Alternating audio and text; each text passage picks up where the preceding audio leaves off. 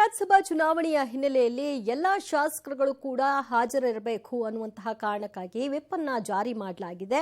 Whip ಅನ್ನು ಜಾರಿ ಮಾಡಿರೋ ಕುರಿತಾಗಿ ಸರ್ಕಾರದ ಮುಖ್ಯ ಸಚೇತಕ ಅಶೋಕ್ ಪಟ್ಟಣ್ ಅವರು ಹೇಳಿಕೆಯನ್ನು ಕೂಡ ಕೊಟ್ಟಿದ್ದಾರೆ. ಸಂಜೆ 6 ಗಂಟೆಗೆ ಹಿಲ್ಟನ್ ಹೋಟೆಲ್ಗೆ ಎಲ್ಲಾ ಶಾಸಕರುಗಳು ಕೂಡ ಹಾಜರಾಗಬೇಕು ಅನ್ನುವಂತಹ ಸೂಚನೆಯನ್ನು ಕೊಡಲಾಗಿದೆ. ಎಲ್ಲರೂ ಕೂಡ ಹೋಟೆಲ್ನಲ್ಲಿ ತಂಗಿದ್ದು ನಾಳೆ ಬೆಳಗ್ಗೆ ಬಸ್ನ ಮೂಲಕವಾಗಿ ನೇರವಾಗಿ ಮತ ಚಲಾವಣೆಗಾಗಿ ಬರ್ತಾರೆ. ಸೊ ರಾಜ್ಯಸಭಾ ಚುನಾವಣೆಯ ಮತದಾನದ ವಿಚಾರವಾಗಿ ಬಹಳ ಎಚ್ಚರಿಕೆಯ ನಡೆಯನ್ನ ಇಡ್ತಾ ಇದೆ. ಯಾವುದೇ ಕಾರಣಕ್ಕೂ ತಮ್ಮ ಮತಗಳು ಬೇರೆ ಪಕ್ಷಗಳಿಗೆ ಹೋಗಬಾರ್ದು ಅಂತ ಕಾಂಗ್ರೆಸ್ ಎಷ್ಟೇ ವಿಶ್ವಾಸ ಇದ್ರೂ ಕೂಡ ತಮ್ಮ ಶಾಸಕರುಗಳನ್ನ ತಮ್ಮ ಭದ್ರಕೋಟೆಯಲ್ಲಿ ಇರಿಸಿಕೊಳ್ಳುವಂತಹ ಪ್ರಯತ್ನವನ್ನು ಮುಂದುವರೆಸಿದೆ. ಆ ಕಾರಣಕ್ಕಾಗಿ ಇದೀಗ ಸರ್ಕಾರದ ಮುಖ್ಯ ಸಚೇತಕ ಅಶೋಕ್ ಪಟ್ಟಣ್ ಅವರು ವಿಪ್ ಜಾರಿ ವಿಚಾರವಾಗಿ ಮಾತನಾಡಿದ್ದಾರೆ.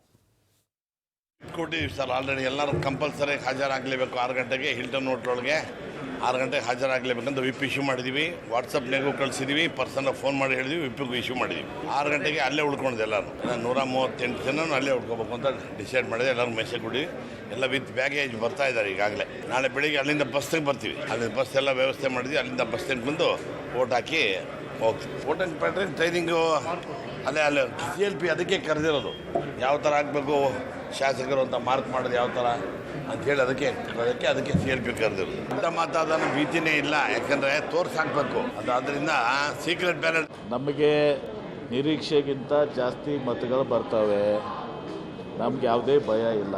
ಆದರೂ ಎಲ್ಲರೂ ಒಟ್ಟಾಗಿರಬೇಕು ಅಂಥೇಳಿ ತಿಳ್ಕೊಂಡು ಇವತ್ತು ದಿವಸ ನಾವು ಎಲ್ಲರೂ ಕೂಡಿರ್ತಾ ಇದ್ದೀವಿ. ಅಲ್ಲೇ CLP ಸಭೆ ಆಗ್ತಾ ಇದೆ. ಒಟ್ಟಾಗಿ ಬಂದು ಕಾಂಗ್ರೆಸ್ ಓಟ್ ಹಾಕಿಸ್ತಾರಂತೆ.